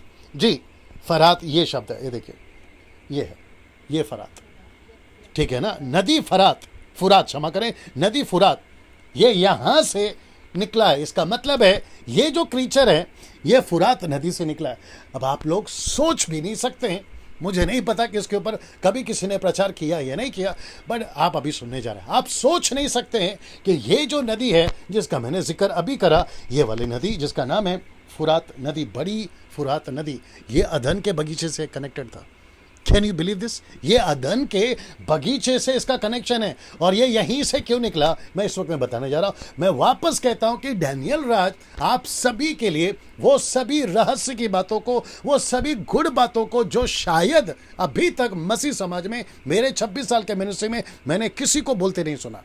तो मैं रिक्वेस्ट करता हूं, बने रहें, देखते रहें, समझे, सीखें और यीशु के नजदीक आएं और दूध पीने की अवस्था के मसीहत से बाहर निकलकर मीट खाने वाली मसीहत बन जाए। मीट मतलब सॉलिड। अमेन। नाउ इसको देखिए। नाउ सबसे पहले ये चित्र देख लिया आपने घोड़े वाला। नाउ सबसे पहले बात करते हैं ये बड़ी नदी फुरात, इसका क्या चक्कर है। ये फुरात नदी का क्या चक्कर है, जहां से ये दुष्ट आत्मा निकली है, ये देख लीजिएगा, जहां से ये दुष्ट आत्मा निकली है, ये एरो देख लीजिए आप। इसका कनेक्शन कहां से कर रहा हूं देखिए। उत्पत्ति की किताब, सलोमी गटड़ी, उत्पत्ति की किताब उसका 2रा अध्याय वचन 11 से लेकर 13 तक में, जो कि यहां पर हम पढ़ेंगे। पहले के नदी आपको पढ़ना है, पहले मैं बता देता हूं, वचन पढ़ लेते हैं, आइए सुनते हैं। जी जी। पहली धारा का नाम पिशौन है। यह वही है जो हवीला नाम के सारे देश को, जहाँ सोना मिलता है, घेरे हुए है। उस देश का सोना चौका होता है, वहाँ मोती और सुलेमानी पत्थर भी मिलते हैं। दूसरी नदी का नाम गिहोन है। यह वही है जो कुश के सारे देश को घेरे हुए है। और तीसरी नदी का नाम हिदकेल है। यह वही है जो अशूर के पर्व की ओर बहती है। और चौथी नदी का नाम फरत है। ओके, फुरात यहाँ पे फरात। Okay okay, no issue. फुरात फरात एक ही बात है ना दोस्तों। उत्पत्ति का किताब 10वां क्षमा करें 2रा अध्याय वचन 11 से 13 में यहाँ 4 नदी है। लॉजिक क्या है, कनेक्शन क्या है, बड़े ध्यान से देखिएगा। हो सकता है कोई पास्टर देख रहा हो, बाइबल टीचर देख रहा हो, सर आपको भी रिक्वेस्ट करता हूं, आप भी देखिएगा और यही चीज़ों को सिखाइएगा, आपकी कलीसिया तैयार होगी ना। सबसे पहली नदी, यानी कि पहले के 3 नदियों का नाम और अर्थ दिया गया है। एक एक नदी का बाखन या डिस्क्रिप्शन दिया गया है, लेकिन चौथी नदी का सिर्फ नाम है, लेकिन आगे कुछ नहीं बोला गया। वापस पढ़ना वो लाइन को, 13वां वचन को। जी सुन लीजिए और एक बार। जी, दूसरी नदी का नाम गिहोन है। हाँ। यह वही है जो कुश के सारे देश को घेरे हुए है। हाँ। और तीसरी नदी का नाम हिदकेल है। हाँ। यह वही है जो अशूर के पर्व की ओर बहती है। हाँ। और चौथी नदी का नाम फरात है। बस, तो इसका मतलब है नदी का नाम लिया और चैप्टर क्लोज। ऐसा क्यों? ऐसा क्यों? परमेश्वर पक्षपाती नहीं है ना। जब 4 नदी में से 3 नदी का डिस्क्रिप्शन दे रहा है, वो नदी का मतलब क्या है, वो क्या होता है, वो कहां से आता है, उसका भविष्य बता रहा है, वहां से क्या निकलेगा वो बता रहा है। लेकिन जैसे फुरात नदी का जिक्र हुआ, परमेश्वर ने उस नदी की चर्चा क्यों नहीं करी? मेरा ये प्रश्न है। ऐसा क्या था ये नदी में, ऐसा क्या था ये इतने से हिस्से में, ऐसा क्या था जो कि आपका प्रकाशित वाक्य की शुरुआत का ये जो दूत है ये यहीं से निकलता है। ये देखिए नदी फुरात, इसका कनेक्शन उत्पत्ति से क्या है, और ये फुरात नदी के आसपास, इसके इलाके के आसपास ऐसा क्या घटा था, आपके बीच में रखने जा रहा हूं, अगर आप लोग तैयार हैं ना। उत्पत्ति का ये वचन मैंने आपको पढ़वा दिया ना, इसको देखिए, ये एरो को देख लीजिए। उत्पत्ति की किताब उसका 2 अध्याय वचन 14, चौथा नदी का नाम फरात है। क्यों फरात, क्यों? आइए देखते हैं। ये अदन की वाटिका इसी के आसपास थी, तो इसका मतलब है अदन में लूसीफर को एंट्री लूसीफर को एंट्री, अगर आप समझ गए होंगे, यहीं से है। दूसरी बात, इसको देख लीजिए, अदन की वाटिका इसी नदी के आसपास में पहला पाप भी यहीं पे हुआ है, और पहली हत्या भी, कैन और आबिल की बात कर रहा हूं, यहीं पर हुई है, और जल प्रलय भी यहीं से हुआ था। उसके बाद में बाबिल का मीनार भी यहीं पे बनाया गया था, और मूर्ति पूजा का बड़ा केंद्र बाबिल ही है। और देख लीजिए रेफरेंस, जल्दी से निकालिए, यिर्मयाह की किताब उसका 51 का 47, जल्दी निकालिए, यिर्मयाह की किताब 51 का 47, और फिर 50 का 2 भी आप इसको पढ़ सकते हैं। और एंटी क्राइस्ट यहीं से राज्य करेगा दोस्तों। तो इसका मतलब है ये जो नदी है ना फरात, इसका कनेक्शन देखिए आप, एंटी क्राइस्ट से है। मैंने जैसे कल कहा था 12 गोत्र में, कल कहा था परसों कहा था, याद नहीं आ रहा, जैसे 12 गोत्र में दान और एप्रेम नहीं है, क्योंकि उनका कनेक्शन मूर्ति पूजा से, उनका कनेक्शन शैतान से, और उसी के वंशज की कनेक्शन है ये एंटी क्राइस्ट। अब आप समझने वाली बात है ये ना। इसको पढ़ते हैं, यिर्मयाह किताब उसका 51 का 47। जी जी जी। इसलिए देख, वे दिन आते हैं जब मैं बेबीलोन की खुदी हुई मूर्तों पर दंड की आज्ञा करूंगा। उस सारे देश के लोगों का मुंह काला हो जाएगा, और उसके सब मारे हुए लोग उसी में पड़े रहेंगे। ओके, अभी 50 का 2 निकालिए, 50 का 2, the book of Jeremiah chapter 41 47 पढ़ लिया, 51 का 47 पढ़ लिया, अब 50 का 2 पढ़िए। जी जी। जातियों में बताओ, सुनाओ और झंडा खड़ा करो, सुनाओ मत छिपाओ कि बेबीलोन के लिए गया, बैल का मुंह काला हो गया, मोरदक विस्मित हो गया। ओके, तो इसका मतलब है दोस्तों, बात हो रही है बेबीलोन की। तो मैं वापस आता हूं कि ये सारी घटनाएं कहां घटी है, उस नदी के आसपास, यानी कि ऐसा जगह जहां बेबीलोन है, जहां मूर्ति पूजा है, जहां से एंटीक्राइस्ट काम करेगा। और ये जो अथाह कुंड है जिसके दूत को बांध के रखा गया था, ये दूत भी वहीं पर पाए गए। सीरियस, ये जो अथाह कुंड है ये वहीं पर है। अब आप सोच के देखिए, अदन का बगीचा, अदन का बगीचा, अदन का बगीचे का नदी, फुरात का कनेक्शन, ये जिस जमीन पर है उसी के नीचे ये दुष्टात्माएं दफन है, या इनको बांध के रखा गया। जब ये वहां से छूटेंगे, और आकार कैसा है ये देखिए, ये है आकार। अब ये क्या करेंगे, तो मैं आपको ये फुरात का ये जो डिस्क्रिप्शन है मैं दे चुका हूं, इसका कनेक्शन मैं दे चुका हूं। ये सारी घटनाएं यहीं पर हुई थी इतिहास के अंदर, और एंटी क्राइस्ट का आना भी बाबिल से ही होगा। 17वें अध्याय, 18वें अध्याय, 19वें अध्याय तक में आपको कॉन्सेप्ट क्लियर हो जाएगा। इसका मतलब है कि ये सारी घटनाएं फरात से जुड़ी हुई हैं, और दुष्टात्मा भी कहां से निकली है, फरात से ही निकली है ना। इसको देखिए दोस्तों, इसको देखिए, कहां गया जी, ये घोड़ा देख लीजिए, ये प्राणी देख लीजिए, वापस आता है। इसने मनुष्य की 1/3 मार डाली, जिसको कहते हैं 1/3। अब कैसे मारी है मैं ये भी बताने जा रहा हूं। इसका मतलब है 1/3 का मतलब समझते हैं आप, अगर 150 करोड़ है पूरी दुनिया की आबादी, एग्जाम्पल के तौर पे तो हमारा भारत की आबादी है, पूरी दुनिया में अगर 150 करोड़ है तो 50 करोड़ ऐसे ही मर जाएंगे इस व्यक्ति की वजह से। Can you believe this? इतने लोगों को ये मार चुका होगा, अभी भी मार रहा है, और तब तो वो खूब मारेगा। इसने मनुष्यों की 1/3 मार डाली। अब इसको देखिए, और मारा कैसा है, जरा शब्द को देखिए, आग है, धुआं है और गंधक है। इसका मतलब है फ्लेम है, फायर है, और सल्फर ब्लू कलर का। इसका मतलब है धुआं है, आग है और सल्फर है, फ्लेम, गंधक, ये सब कुछ मिक्स है, और उसके चलते मारा है। अगर आपको थोड़ा सा याद होगा, मैंने यहां डाला है कि नहीं डाला मुझे नहीं पता, अगर आपको याद होगा दोस्तों कि लूत के टाइम पर ऊपर से जो परमेश्वर ने उनको तबाह किया था, ये सब था उसमें, आग थी, गंधक था, धुआं था। तो ऐसा कुछ है जिसके चलते मनुष्य मरा है, तब मनुष्य मरेगा अब। लेकिन उसका कनेक्शन मैं करने जा रहा हूं। प्रकाशित वाक्य 13:13, जल्दी से, प्रकाशित वाक्य 13:13। ये शैतान वापस गिराएगा, ऊपर से आग गिराएगा, गंधक गिराएगा। पढ़ लीजिए, देख लीजिए, जी, प्रकाशित वाक्य 13:13, रेवलेशन 13:13। जी, वह बड़े बड़े चिन्ह दिखाता था, यहाँ तक कि मनुष्य के सामने स्वर्ग से पृथ्वी पर आग बरसा देता था। इसका मतलब है मनुष्य के सामने वो आग गिरा सकता है। लूसीफर, उसके चेले चपाटे, जो भी आप बोलना चाहो, ये सब कुछ होता था ना। इसको देखिए, इसके द्वारा कुछ मनुष्य बच भी जाएंगे। अगर 1/3 मनुष्य को ये मार भी चुका होगा तो कुछ मनुष्य इसके द्वारा बच भी जाएंगे। जैसे मूसा के टाइम पे पीतल का सांप को बनाने का कारण क्या था? जब पाप किया था तो सांप डसता था, लेकिन जो मर गए वो तो मर गए, लेकिन जिनको डसा था उनके लिए एक ऑप्शन निकाला था, याद होगा आपको। और वो सांप को देखकर पीतल का वो बचते चले गए, ठीक है ना, वो बचते चले गए। अब ऐसा हुआ दोस्तों, बड़े ध्यान से सुनिएगा, ऐसा हुआ कि यहां पर भी कुछ लोग बचेंगे, तो इसके भी डसे हुए कुछ लोग बचेंगे ना। इसको देखिए, उसके द्वारा कुछ मनुष्य बच भी जाएंगे, इसलिए कि उनकी पूंछें सांपों की सी थी, उन पूंछों के सिर भी थे, पूंछों पे सिर भी थे, ये देख लीजिएगा, और उन्हीं से वे पीड़ा पहुंचाते थे। अब मैं आपको इसका कनेक्शन देता हूं। वे सब क्या कर रहे हैं? ये एरो देख लीजिएगा, देखिए वे सब क्या कर रहे हैं, आपके बीच में रखने जा रहा हूं। प्रकाशित वाक्य 9:20, और बाकी मनुष्यों ने, बड़े ध्यान से देखिएगा, बाकी मनुष्य ने, कौन से मनुष्य? जो इसके द्वारा बच जाएंगे, मरेंगे तो नहीं लेकिन बच जाएंगे, इसके अलावा बच जाएंगे। वे क्या कर रहे हैं? लिखा है कि बाकी मनुष्यों ने जो उन मारियों से ना मरे थे। इसका मतलब है कि उसके मारे वो नहीं मरे थे, उसके प्लेग से नहीं मरे थे। मैं उन मनुष्य की बात कर रहा हूं, अपने हाथों के कामों से मन ना फिराया, उनके हाथों से जो काम होते थे मन ना फिराया।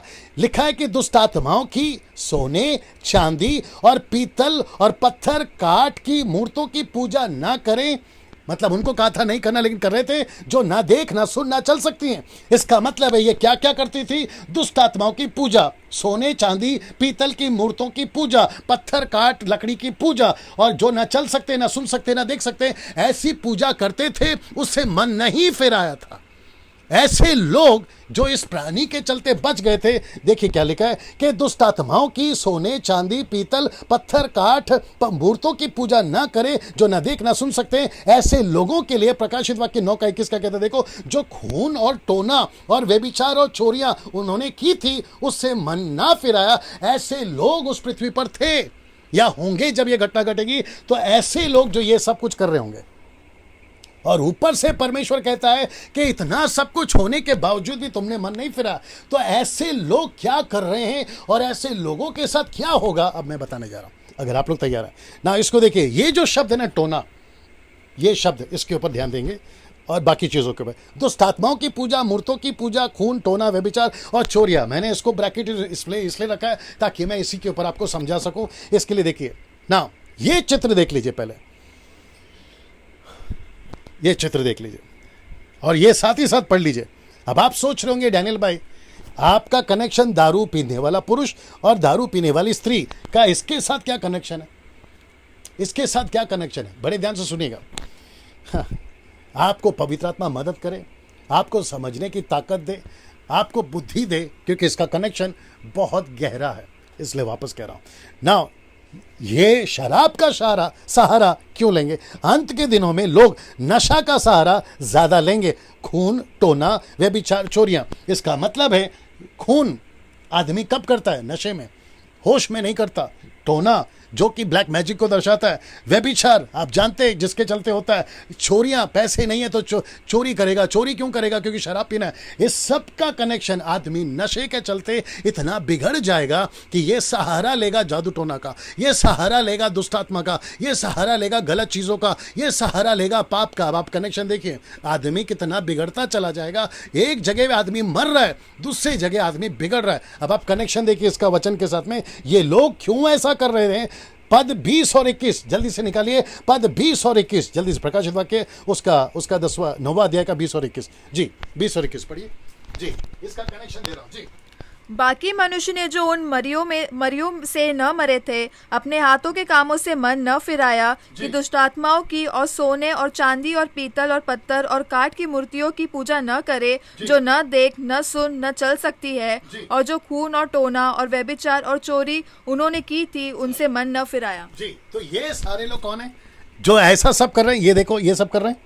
ये ऐसे लोग कौन है? चोरी कर रहे हैं, नशा कर रहे हैं, व्यभिचार कर रहे हैं, जादू टोना कर रहे हैं। ये लोग क्या कर रहे हैं और ऐसा क्यों कर रहे हैं? इसका कनेक्शन मैं आपके बीच में रखने जा रहा हूं। इसका कनेक्शन जो मैंने आपको अभी पढ़वाया पद 20 और 21 में, ये एंटी क्राइस्ट के लिए प्लेटफॉर्म तैयार हो रहा है। हाँ, ये एंटी क्राइस्ट के लिए प्लेटफॉर्म तैयार हो रहा है। तो अंत के दिनों में ये जो घोड़ा है, ये जो प्राणी है, मैं आपके बीच में रखने जा रहा हूं, ये जो प्राणी है, ये सब क्या करवा रहा है? जो बच गए उनसे, बच गए ना, तुम मरे नहीं ना, बच गए, उन सब से ये कुछ ऐसा करवा रहा है जिसका जिक्र मैंने आपके बीच में ये रखा। तो इसका मतलब है कि अंत के दिनों में ये सबसे ज्यादा होगा, ये सब चीजें ज्यादा होगी। दुष्ट आत्माओं की पूजा होगी। Can you believe this?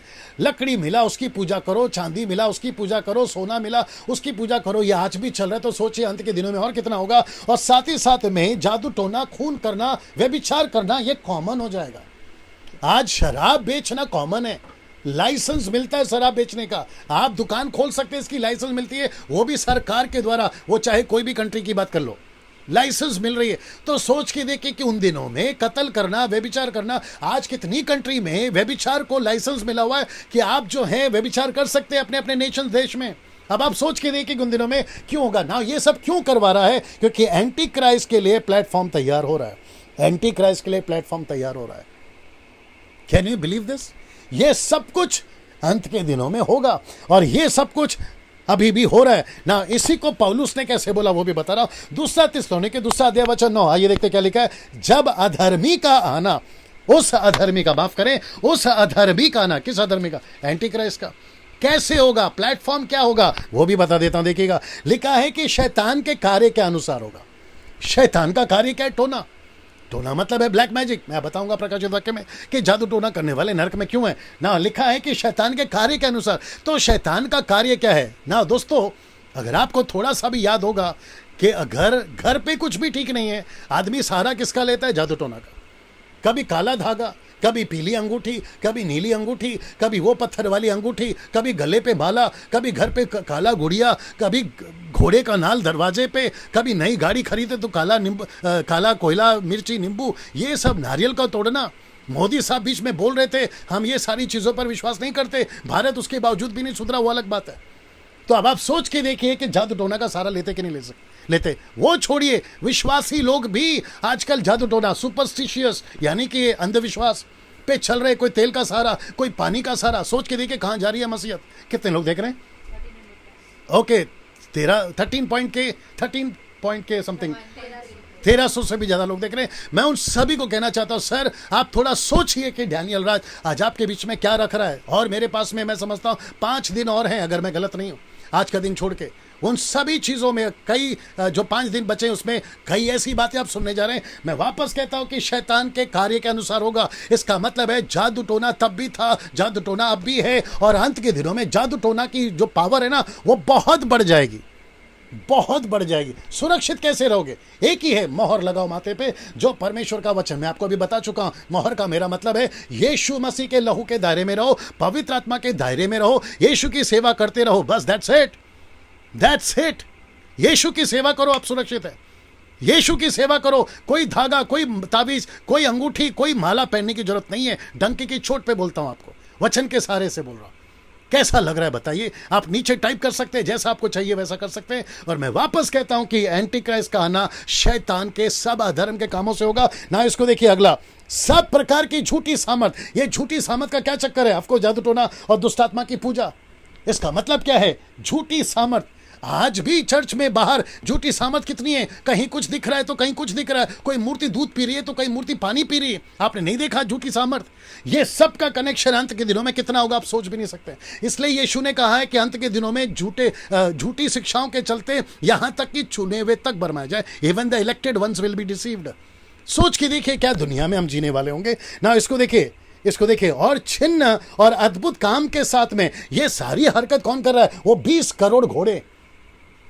सोच के देखिए, ये दुष्ट आत्मा है, ये सब इवल स्पिरिट्स हैं जो पृथ्वी पर घूम रही होंगी ना। इसको देखिए दूसरा तिस्सलुनीके के 2:10 से 12 तक में कहता है कि नाश होने वालों के लिए, रेवलेशन की किताब उसका 9:20 और 21, इसका मतलब है नाश होने वाले कौन है? वो सब कैटेगरी, दुष्ट आत्मा की पूजा, जादू टोना, व्यभिचार, खून और हत्या वाली की बात कर रहा है। अधर्म के सब प्रकार के धोखे के साथ होगा, धोखे के साथ होगा, क्योंकि उन्होंने सत्य के प्रेम को ग्रहण नहीं किया जिससे उनका उद्धार होता था, यानी सुसमाचार, यानी कि सुसमाचार।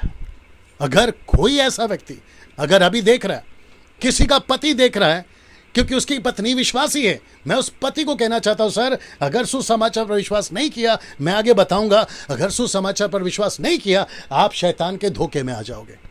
अगर किसी का बाप, बच्चे विश्वासी हैं, बाप विश्वासी नहीं है, मैं कहना चाहता हूं सर बच्चों की बात सुनिए, सुसमाचार पर विश्वास करिए, नहीं तो आप जो बाप हैं दुष्ट आत्माओं के धोखे में आ जाओगे। अगर किसी का दोस्त स्कूल, कॉलेज, ऑफिस, बिजनेस में एक दोस्त विश्वासी है, दूसरा दोस्त विश्वासी नहीं है और वो उसका मजाक उड़ाता है, अभी तो तुम मजाक उड़ा लो, लेकिन तुम अंधकार के दिनों के टाइम पे तुम शैतान के धोखे में आ जाओगे। जो सुसमाचार पर विश्वास और एक बता देता हूं, कुछ लोग कहते हैं हम पर किसी का राज्य नहीं चलेगा, हम स्वतंत्र हैं, हम इंडिपेंडेंट हैं, हम पर कोई राज्य नहीं कर सकता, ना परमेश्वर करना चाहिए ना शैतान करना चाहिए, मेरा जब मन करे मैं वो करूं, दारू पीऊं, सिगरेट पीऊं, गलत काम करूं, व्यभिचार करूं, मैं सब कुछ करूं। मेरे दोस्त तुम धोखे में हो। अगर परमेश्वर तुम पर राजा नहीं है तो इसका मतलब है तुम्हारे पर दूसरा राजा है, उसका नाम है शैतान। तुमको एहसास तक नहीं है, तुमको एहसास तक नहीं है। अगर यीशु तुम पर राजा नहीं है तो तुम पर राजा शैतान है, अल्टीमेट, जो तुमको दिखता नहीं है। और तुमको लगता होगा कि मेरी मर्जी से जीवन जी रहा हूं, यह शैतान है जो तुमको चला रहा है, आपकी मर्जी से नहीं, उसकी मर्जी से चल रहा है। यह वचन को ध्यान रखिएगा। तो जिन्होंने सत्य को, प्रेम को ग्रहण नहीं किया जिससे उनका उद्धार हो सकता था, आज भी लाखों लोग, कैसे बताऊं, वक्त कम पड़ रहा है, आज भी लाखों लोग यीशु से नफरत कर रहे हैं इस दुष्टात्मा के कार्य के चलते।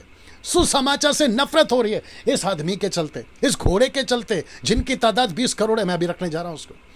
आज भी बाइबल से नफरत है, यीशु के वचन से नफरत है। यह नफरत कौन फैला रहा है? मनुष्य। तुम धोखा खा रहे हो। तुमको लगता है कि ये तो पास्टर लोग हैं, ये तो बाइबल टीचर लोग हैं, इनका तो काम है प्रचार करने का, ये तो करते चले जाएंगे, लेकिन हम अपनी मजे की जिंदगी जिएंगे। तुम बड़े धोखे में हो कि ये हम वो नहीं हैं जो हम बात कर रहे हैं, ये परमेश्वर है जो हम मट्टी के बर्तनों का इस्तेमाल करता है तुम जैसे लोगों के लिए। परमेश्वर कहता है या तो इस तरफ या तो उस तरफ। अगर तुम यीशु तुम्हारा राजा नहीं है तो तुम्हारा राजा शैतान है ना। इसको देखिए, और इसी के कारण परमेश्वर उनमें, अब जरा ये पावरफुल है, लिखा है कि उनमें भटका देने वाली सामर्थ को भेजेगा। किस में? जो बाप विश्वासी नहीं है, बच्चे विश्वासी हैं, उस बाप में भटका देने वाली आत्मा भेजेगा। उस पति में या पत्नी में या दोस्त में ऐसी भटका देने वाली आत्मा भेजेगा, ताकि क्या करेंगे जरा देखिए, देखिए लिखे क्या लिखा है, ताकि वे झूठ की प्रतीति करें। निकाल के पढ़िए दूसरा ग्रंथ, अच्छा ठीक है रहने दो। ऐसा लिखा है कि झूठ की प्रतीति करें। यह झूठ कौन फैला रहा है? शैतान। दूसरा ग्रंथ 4:4 लिखा है, शैतान नहीं चाहता कि कोई सुसमाचार पर विश्वास करे। Can you believe this? ये सारी बातें आज परमेश्वर आपसे बात कर रहा है। अगर यीशु के वचन पर विश्वास नहीं किया, मेरा हिंदू भाई, मुस्लिम भाई, सिख भाई, बुद्धिस्ट भाई, पारसी या फिर आदिवासी या फिर यहूदी, आप जहां से भी सुन रहे हैं, इजराइल के नेशन से कुछ लोग मुझे सुनते हैं, मुझे पता चला हिंदी भाषा जो जानते हैं, मैं उन तक को भी कहना चाहता हूं, सर अगर यीशु का नहीं सुना, ऐसी आत्मा भटक रही है आज दुष्ट आत्मा के रूप में, जिसका दृश्य मैं आपको दिखा चुका हूं, और वो आपको बिगाड़ देंगी और आपको मजबूर करेंगी कि तुम इल्यूमिनेटीज यानी कि दुष्टात्मा की पूजा करो। आज इल्यूमिनेटीज के चर्च खुल गए हैं, आज यीशु की, शैतान क्षमा करे, शैतान की कलीसिया खुल गई है, और वहां पर लोग जा रहे हैं। वहां पर लोगों ने हॉलीवुड, बॉलीवुड, टॉलीवुड और न जाने कितने बिजनेस वालों ने अपने सोल को बेच दिया है ताकि वो हीरो बन जाएं और बिजनेसमैन बन जाएं और बिल गेट्स की तरह नंबर 1 धनवान बन जाएं। ऐसे कितने सीक्रेट्स, ऐसे पाप चल रहे हैं इस दुनिया के अंदर, आप अंदाजा भी नहीं लगा सकते। और ये सारा काम कर रहा है दुष्टात्मा, यही घोड़ा जो आपने देखा अभी ना। इसको देखिए, जितने लोग सत्य की प्रतीति नहीं करते वरन अधर्म से प्रसन्न होते, सब दंड पाएंगे। देखो, सबको न्याय के दिन दंड मिलेगा ना दोस्तों, क्योंकि मुझे 10वें अध्याय पे भी आना है। प्रकाशित वाक्य 21:8 क्या कहते हैं देखिए, पर डरपोकों और अविश्वासियों और घिनौनों और हत्यारों और व्यभिचारियों और टोनों और मूर्ति पूजकों सब झूठ का भाग उस झील में मिलेगा जो आग और गंधक से डरती रहेगी। इसका मतलब है जादू टोना। ये देखो, जादू टोना नरक में क्यों है? अब आप सोच के देखिए कि ब्लैक मैजिक बड़ा जोरों से चल रहा है आज। ब्लैक मैजिक बड़ा जोरों से चल रहा है, चर्च में चल रहा है, बाहर चल रहा है। ताज्जुब होगा, आपको अभी ताज्जुब होगा जो मैं बोलने जा रहा हूं, और मैं अपने आप को बोलने से रोक नहीं पा रहा हूं क्योंकि रेवलेशन की स्टडी है, मेरा फर्ज है आपको बताना। कई पास्टर्स, इंटरनेशनल पास्टर्स और नेशनल पास्टर्स इस जादू टोना के शिकार हो गए। वो दुष्ट आत्माओं की मदद से आज चमत्कार कर रहे हैं, ये आपको अंदाजा होना चाहिए। दुष्ट आत्माओं की मदद से। आप किसी को नहीं समझ में आएगा, मैं कुछ नहीं कर सकता, लेकिन सब आत्मिक बातें हैं दोस्तों, आपको समझना होगा। ये जो स्टडी है परमेश्वर आपके बीच में दे रहा है ताकि आप जागरूक हो सकें। इसलिए तो लिखा है ना, किसी के धोखे में नहीं आना। यीशु ने खुद कहा है, पौलुस ने कहा है, पतरस ने कहा है, किसी के धोखे में नहीं आना ना। दोस्तों इसको देखिए, क्योंकि मेरे पास में वक्त की कमी है। प्रकाशित वाक्य 10वां अध्याय, ये बैलेंस वाला चैप्टर है, ये बैलेंस वाला चैप्टर है, मैं आपको बता देता हूं, और उसके लिए मुझे यहां आना होगा। ये बैलेंस वाला चैप्टर है दोस्तों जी। ना मैं चाहता हूं कि मेरे साथ में बने रहें। ये बैलेंस वाला चैप्टर है, ये बैलेंस वाला चैप्टर। मैं क्यों कह रहा हूं आपको अभी एहसास हो जाएगा। मेरे पास में 25 मिनट है, मैं 25 मिनट में ये चैप्टर को फिनिश करूंगा, क्योंकि मुझे संडे को ये 22 अध्याय खत्म करना है। मैं वापस कहता हूं, प्रॉमिस कर रहा हूं, मैं एक एक चैप्टर पे काम करूंगा, एक एक चैप्टर की वीडियो बनाऊंगा यूट्यूब के लिए, तब आप लोग डिटेल में देख लीजिएगा। नाउ प्रकाशित वाक्य 10 मैं चाहूंगा सलोमी जल्दी से पढ़ें। प्रकाशित वाक्य 10 जी, the book of Revelation chapter 10 verse 1 जी। फिर मैंने एक और बलि स्वर्गदूत को बादल ओढ़े हुए स्वर्ग से उतरते देखा। उसके सिर पर मेघ धनुष था और उसका मुंह सूर्य का सा और उसके पांव आग के खंभे के से थे। ओके, या पानी डाल दीजिए, या ये लीजिए ना। दोस्तों जल्दी से इसके ऊपर बात करेंगे, अभी तक सब ठीक चल रहा है वहां पे। ओके ना, वापस आता। फिर मैंने एक भली स्वर्गदूत को बादल ओढ़े स्वर्ग से उतरते देखा। उसके सिर मेघ धनुष था, उसका मुंह सूर्य का सा और उसके पांव आग के खंभे के से थे। 90% लोग कहते हैं ये यीशु है। 90% चित्र दिखा देता हूं। ये लोग कहते हैं, 90% लोग कहते हैं कि ये यीशु है, लेकिन मैं आपको बताना चाहता हूं कि ये यीशु नहीं है, ये दरअसल एक स्वर्गदूत है जी। क्योंकि यीशु मसीह का आगमन खुले आम होगा। गुप्त आगमन की बात नहीं कर रहा, रैप्चर की बात नहीं कर रहा हूं, सर्वव्यापी मतलब ओपन में होगा, तो वो ऐसे नहीं आएगा, तो वो मैच नहीं कर रहा है, इसलिए मैं आपको बता रहा हूं। लेकिन गलती क्यों कर देते हैं? क्योंकि यीशु की तरह वचन, यीशु की तरह बड़ा, यीशु की तरह ये जो आप देख रहे हैं मेघधनुष, इसको लोग देखकर चक्कर खा जाते हैं। बट मैं वापस कह रहा हूं, ये चैप्टर बैलेंस वाला चैप्टर है, जो कि कियोस, जो गड़बड़ी पूरी पृथ्वी पर तब हो रही होगी, उसके बीच में परमेश्वर ये स्वर्गदूत को भेजेगा ताकि थोड़ा बैलेंस कर सके, यहूदियों को बैलेंस कर सके, जो यहूदियों के द्वारा अन्य जाति विश्वास करेंगे उनको बैलेंस कर सके। क्योंकि मेघधनुष बताता है कि जब जब जल प्रलय हुआ था, पूरी दुनिया खत्म हो गई थी, परमेश्वर ने कहा था कि मैं मेघधनुष को भेजूंगा याद दिलाने के लिए कि दुनिया तबाह नहीं होगी। तो ये वापस कह रहा हूं, ये बैलेंस वाला स्क्रिप्चर है, चैप्टर है, माफ करिए, बैलेंस वाला। आइए देखते क्या है। पद 11, क्षमा करें, 11वां अध्याय बीच में क्यों आया? मतलब ये 11वां अध्याय बीच में क्यों आया? 10वें अध्याय के बाद और 12वें अध्याय के पहले ये बीच में क्यों आया, बताने जा रहा हूं। इसके 2 कारण है। 2 कारण में से पहला, बड़े ध्यान से सुनिएगा, 6वां अध्याय से लेकर 9वें अध्याय तक जो आपको अभी मैं बता रहा था, जितनी गड़बड़ी पृथ्वी पर हो रही है, इमेजिन करिए, कल्पना करना शुरू करिए कि कितनी गड़बड़ी हो रही है। पेड़ जल रहे हैं, पौधे जल रहे हैं, इंसान मर रहे हैं, तरह तरह की चीजें हो रही है, नेशंस लड़ रहे हैं, कई अत्याचार हो रहे हैं, 4 घोड़े आपको याद आ गया होगा। ये सब कुछ जब कियास हो रहा है, तो उसके बीच में जो दिन पृथ्वी पर बचे हुए मसीहों ने देखे होंगे, उनके लिए यह स्वर्गदूत था। वापस कह रहा, बैलेंस। बड़े ध्यान से सुनिएगा, मजा आएगा ना। हबक्कुक की किताब, उसका 3रा अध्याय वचन 2 लिखता है, हे यहोवा, मैं तेरी कीर्ति सुनकर डर गया। हे यहोवा, वर्तमान युग में अपने काम को पूरा कर, इस युग में तू उसको प्रकट कर। अब जरा ध्यान दीजिए, क्रोध करते हुए भी दया करना स्मरण कर। वापस आता हूं ये चित्र दिखा देता हूं कि जब सब कुछ बिगड़ रहा होगा ना पूरी पृथ्वी पे, तब ये स्वर्गदूत आएगा कुछ ऐसा। इसके हाथ में खुली पुस्तक है, मेघ धनुष है, एक पांव इसका समंदर पर है और एक पैर इसका पृथ्वी पर है, जिसको इंग्लिश में कहते हैं लैंड, ठीक है ना, उसके ऊपर है। ये बैलेंस वाला चैप्टर है, मैं वापस कह रहा हूं। तो हबक्कुक कहता है, आपको मजा आएगा, देख लीजिएगा। हबक्कुक कहता है, हे यहोवा, मैं तेरी कीर्ति सुनकर डर गया। हे यहोवा, वर्तमान युग में अपने काम को पूरा कर, इस युग में तू उसको प्रकट कर। अब इसको देखिए, क्रोध करते हुए भी दया करना स्मरण कर। मतलब जब तेरा गुस्सा पृथ्वी पर प्रकट हो रहा होगा तो तुझे थोड़ा सा दया करना है। तो वो दया कैसी है, ये स्वर्गदूत को आपने जब देखा आपको पता चलेगा। मैं आपके बीच में रखने जा रहा हूं। दूसरा कारण, प्रकाशित वाक्य 10:2, उसके हाथ में एक छोटी सी पुस्तक खुली हुई थी। उसने अपना दाहिना पांव समंदर पर और बायां पृथ्वी पर रखा। दाहिना पांव समंदर पर अन्य जाति को दर्शाता है और बावां पांव पृथ्वी पर, बायां पांव पृथ्वी पर, जो कि लैंड है ब्रैकेट में, ये इजराइल के राष्ट्र को बताता है। तो इसका मतलब है दोस्तों, ये जो स्वर्गदूत का दृश्य आपने अभी देखा, ये वाला, ये दर्शाता है अन्य जाति को, ये दर्शाता है इजराइल के नेशंस को। मैं वापस आपके बीच में रखने जा रहा हूं, बड़े ध्यान से देखिएगा ना। ये दर्शाता है पहला दाहिना पांव समंदर पर, ये अन्य जाति को। दूसरा दर्शाता है बायां पांव पृथ्वी को, यानी कि इजराइलियों को जो पृथ्वी पर है ना। इसको देखिए, प्रकाशित वाक्य 10:3-4 तक में ऐसे बड़े शब्द चिल्लाया, ऐसे बड़े शब्द से चिल्लाया जैसे सिंह गरजता है। तो यीशु कैसे गरजता था?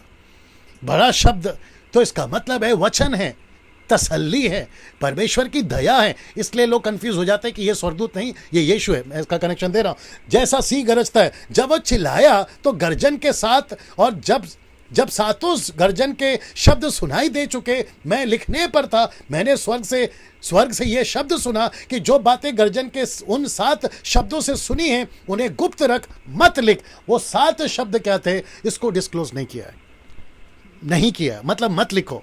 अब वो क्या है मैं खुद नहीं बता सकता, क्योंकि लिखा ही नहीं है, और आपको भी जानने की जरूरत नहीं है, क्योंकि उसको लिखा ही नहीं है। तो उसको गुप्त रखा है। अब जब हम स्वर्ग में जाएंगे तो हो सकता है हम प्रभु से उसको पूछेंगे। भजन संहिता 29:3 क्या कहता है, देखिए, यहोवा की वाणी मेघों के ऊपर सुन पड़ती है, प्रतापी ईश्वर गरजता है, यहोवा घने मेघों के ऊपर रहता है, यहोवा की वाणी शक्तिशाली है, यहोवा की वाणी प्रतापमय है। तो इसका मतलब है जब आप ये सुन रहे थे तो ये परमेश्वर की आवाज़, परमेश्वर का वचन है। इस तरीके से परमेश्वर अपने लोगों से बात करता है। तो इसका मतलब है अभी तक, मैं आगे रख रहा हूं, इसका मतलब है अभी तक इजराइलियों को भी तसल्ली दे रहा है, अन्य जातियों को जो प्रभु के ऊपर विश्वास करके उन दिनों में आएंगे उनको भी तसल्ली दे रहा है ना। इसको देखिए, गर्जन के वो 7 शब्द क्या थे, परमेश्वर ने लिखने से मना किया है, इसलिए आपको हम वो बता नहीं पाएंगे, ना ही इसमें लिखा है। प्रकाशित वाक्य 10:5-6, जैसे स्वर्गदूत को मैंने समंदर और पृथ्वी पर खड़े देखा, उसने अपना दाहिना हाथ स्वर्ग की ओर उठाया, और जो युगानुयुग जीवित रहेगा, जिसने स्वर्ग को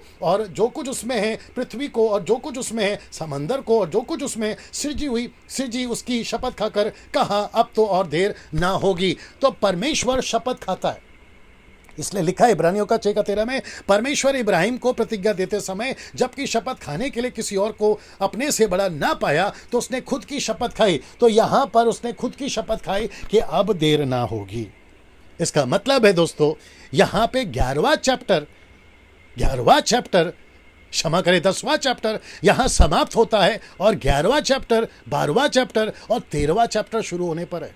इसलिए कहता है कि अब देर ना होगी, क्योंकि 11, 12, 13 आप सब समझ गए होंगे, एंटी क्राइस्ट की शुरुआत होने वाली है। तो इसका मतलब है कि ऐसा कुछ होने जा रहा है जिसके लिए परमेश्वर कहता है कि अब और देर नहीं करूंगा। याद आ गया होगा आपको कि वेदी के नीचे कुछ आत्माएं थी जो प्रार्थना कर रही थी कि प्रभु और कितनी देर। तो अब परमेश्वर कहता है कि अब और देरी नहीं होगी, क्योंकि सब कुछ जो है परमेश्वर डिस्क्लोज करने पर है। प्रकाशित वाक्य 10:7 क्या कहता है, देखिए, वरन 7वें स्वर्गदूत के शब्द देने के दिनों में जब वह तुरी फूकने पर होगा तो परमेश्वर का गुप्त मनोरथ, अब ये गुप्त मनोरथ क्या है मैं जल्दी से बता देता 10 मिनट में। परमेश्वर का गुप्त मनोरथ उस सुसमाचार के अनुसार जो उसने अपने दास भविष्यवक्ताओं को दिया था पूरा होगा। ये गुप्त मनोरथ, ये सीक्रेट गुप्त मनोरथ अन्य जातियों से कनेक्टेड है, इसको देख लीजिएगा।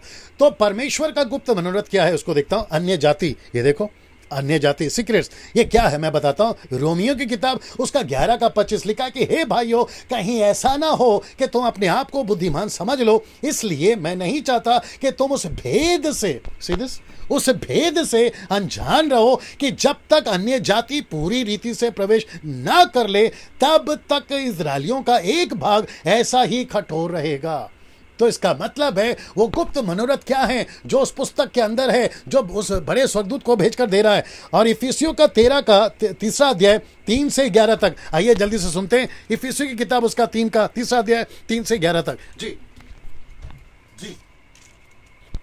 अर्थात यह कि वह भेद मुझ पर प्रकाशन के द्वारा प्रकट हुआ, जैसा मैं पहले ही संक्षेप में लिख चुका हूँ, जिसे तुम पढ़कर जान सकते हो कि मैं मसीह का वह भेद कहाँ तक समझता हूँ, जो अन्य समयों में मनुष्य की संतानों को ऐसा नहीं बताया गया था, जैसा कि आत्मा के द्वारा अब उसके पवित्र प्रेरितों और भविष्यद्वक्ताओं पर प्रकट किया गया है, अर्थात यह कि मसीह यीशु में सुसमाचार के द्वारा अन्य जातीय लोग मिरास में साजी और एक ही देह के और प्रतिज्ञा के बागी है।